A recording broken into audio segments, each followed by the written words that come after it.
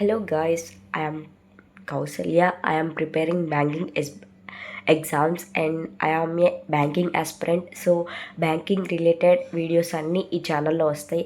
So today I am talking about in the SBI clerk notification గురించి నేను మాట్లాడుతున్నాను. So expected date అంటే just notification release చేశారు, కానీ అంటే ఎక్స్పెక్టెడ్ డేట్ అంటే లైక్ ఆగస్ట్లో ఇచ్చారు మనకి. అంటే ఆగస్ట్లో ఎగ్జాక్ట్ డేట్ వస్తుంది అండ్ 5 to 10 ఆగస్ట్లో వస్తుంది. అండ్ ఆన్లైన్ అప్లికేషన్ కూడా ఆగస్ట్లోనే స్టార్ట్ అవుతాయి. And online last date update కూడా ఆగస్ట్లోనే లాస్ట్ డేట్ కూడా ఇస్తారు, మెన్షన్ చేస్తాడు.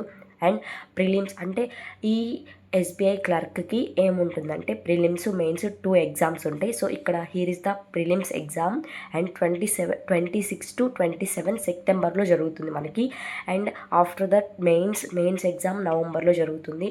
అండ్ ప్రిలిమ్స్ క్వాలిఫై అయ్యాకే మెయిన్స్ జరుగుతుంది. ప్రిలిమ్స్ క్వాలిఫై అవ్వకపోతే మెయిన్స్ రాయడానికి ఎలిజిబుల్ లేదు. బట్ మనకి ఈ ఎగ్జామ్కి అప్లై చేసుకోవడానికి ఎలిజిబుల్ ఏంటో చూద్దాం. So you eligible from minimum 20 age ఉండాలి. మినిమం యాక్చువల్గా వాళ్ళు ఇచ్చిన కట్ ఆఫ్ ఏజ్ ఏంటంటే సో 2026 1/4 అంటే ఏప్రిల్ 1 కల్లా మనకి 20 ఏజెస్ అంటే 20 ఏజ్ అంటే 20 అనేది వచ్చి ఉండాలన్నమాట. అప్పుడు వచ్చుంటే ఓకే, మనం క్వాలిఫై అయినట్టే. అండ్ మ్యాక్సిమం ఏమో 28 అంటే 28 ఈ ఏజ్ ఉన్న వాళ్ళే మనం ఎలిజిబుల్ అవ్వాలి. 29 ఉన్నా ఎలిజిబుల్ కాదు, 19 ఉన్నా ఎలిజిబుల్ కాదు. అండ్ సో ఇలా అనమాట. సో గ్రాడ్యుయేషన్ కూడా కంప్లీట్ చేసి ఉండాలి. Any graduation like BCom, BSc ఇలాంటి ఎనీ డిగ్రీ చదివినా but you can apply them exam. So after that selection process దీంట్లో ఏముండదు. అండ్ సో సెలెక్షన్ ప్రాసెస్ అంటే so prelims, mains, language test అంటే ప్రతి ఒక్క ఎగ్జామ్కి, కాంపిటేటివ్ ఎగ్జామ్స్కి అంటే ఇంటర్వ్యూ అటెంప్ట్ చేస్తారు. బట్ ఈ క్లర్క్కి ఇంటర్వ్యూ ఉండదు. జస్ట్ మెయిన్స్ మార్క్సే ఇంకా ఫైనల్ మార్క్స్ అయిపోతాయి. సో ప్రిలిమ్స్ సబ్జెక్ట్స్ ఏంటో చూద్దాం. So prelims English, reasoning, quant ఉంటుంది. So English 30 marks, 30 questions, 30 marks ఉంటుంది. రీజనింగ్ 35 మార్క్స్, 35 క్వశ్చన్స్ ఉంటాయి. అండ్ క్వాంట్ 35 క్వశ్చన్స్, 35 మార్క్స్ ఉంటాయి. అండ్ సో ఫైనల్గా 100 క్వశ్చన్స్ ఉంటాయి అండ్ 1 అవర్ టైం ఇస్తారు. అండ్ ఇది actual pattern and last years నుంచి వస్తున్న ఇదే ప్యాటర్న్.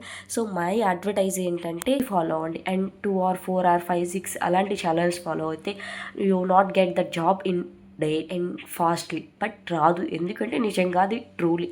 అండ్ ఎందుకంటే మై అడ్వర్టైజ్ చెప్తున్నాను వినండి. రీజనింగ్ పజిల్స్ 20 మార్క్స్ అనమాట. రీజనింగ్ యాక్చువల్గా 35 మార్క్స్ క్వశ్చన్స్, 35 క్వశ్చన్స్, 35 మార్క్స్ ఇచ్చారు రీజనింగ్ ఏబిలిటీలో. ఆ సెక్షన్ వాటికి మనం ప్రిలిమ్సే 20 మార్క్స్ ఉంటాయి అనమాట. సో 20 మార్క్స్ ఎలా అయినా ప్రాక్టీస్ చేయాలి. అంటే daily reasoning, puzzles, seating arrangement. And quant మాత్రం percentage, simplification, DI is the important of key in quant.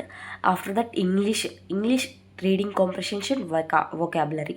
And weekly mock test ఒకటి రాయండి, ఎందుకంటే మీకు హెల్ప్ఫుల్ అవుతుంది. ఎందుకంటే లైక్ కట్ ఆఫ్ ఇస్తారు కదా, కట్ ఆఫ్లో మీకు యూజ్ అవుతుంది. So how should you prepare అంటే ప్రాక్టీస్ ఆర్ ఎల్స్ ప్రిపేర్ ఏదైనా కానివచ్చు. So practice of the quant day every day. ఎందుకంటే quant or English is the most important topics అనమాట.